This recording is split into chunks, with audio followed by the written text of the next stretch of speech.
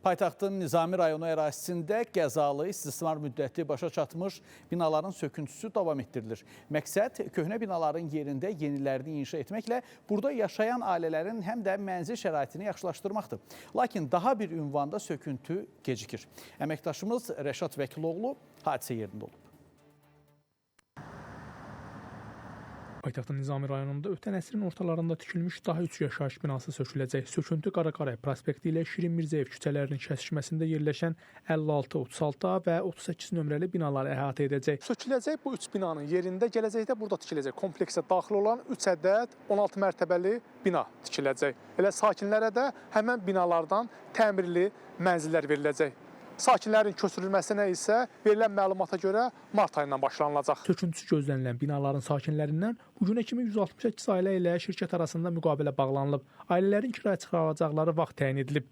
Bəzi ailələrlə qarşılıqlı müqavilə bağlanmasına baxmayaraq onlar mənzillərini təhvil verməyə hələ ki tələsmir. Amma ev istəyir, öz yaşayış yerinin evini istəyir. Evim 700 kvadrat metrdir, 20%də bunlar artıq veriblər. 700 manat da kirayə pulu verir. Onu demirlər hələ. İndi deyirlər söküləcək bir gün sabah hələ 3 aydır bizi uzaldıblar. Bax bu iş bir dənə bizi kan eləmir. Kim narazılıq edirsə müqavilə əlindədir. Deyirsin ki, qardaşım mən falan şeydən razı deyiləm. Şirkət hər halda onun haqqında bir tədbir görəcək. Spartak Budaqovsa digər sakinlərdən fərqli olaraq MTK-nın ona təklif etdiyi bütün şərtlərlə razılaşıb. Deyir ki, şirkət tərəfindən ödəniləcək kirayə pulu və mənzilin ölçüləri onu və ailəsini qane etsə də, lakin müqavilə bağlanmasına nədənsə peşman olub. Səbəbini belə izah edir. İlə yaxınlaşır. Hələ 2 mərtəbə tikiblər. Bunlar gərək hər ayda 1 mərtəbə tikərlər. Hələ bir şey yoxdur. Pul versələr mən lap yaxşı gedərdim özümə bir ev alaram.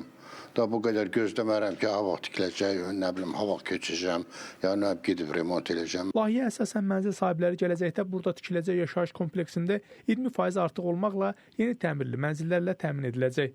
Bəs əgər bütün sakinlərlə müqavilə bağlanıbsa, binaların söküntüsü niyə gecikir? Qısa müddətdə sakinlərlə görüşlərimiz keçirilmişdi.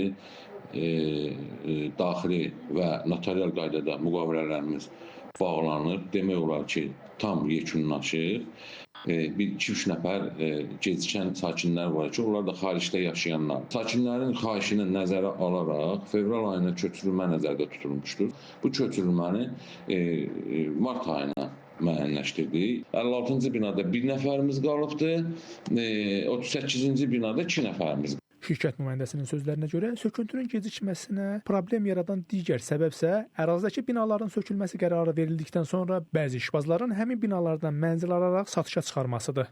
Eşidib bilirlər ki, deyək ki, Qaraqaray prospektində falan bina köçürülməyə düşüb, həmən binadan gəlib ev alırlar. 50 kvadratlıq ev alır, deyir mənə 150 kvadratlıq ev verməlisin. Belə maklerlər də var. Qeyd edək ki, Nizami rayonunda ötən əsrdə tikilmiş və istismar müddəti başa çatan Xruşovka tipli binaların söküntüsü davam etdirilir. Rəşad Vəkiloğlu, Pərviz İlqaroğlu, Space xəbər.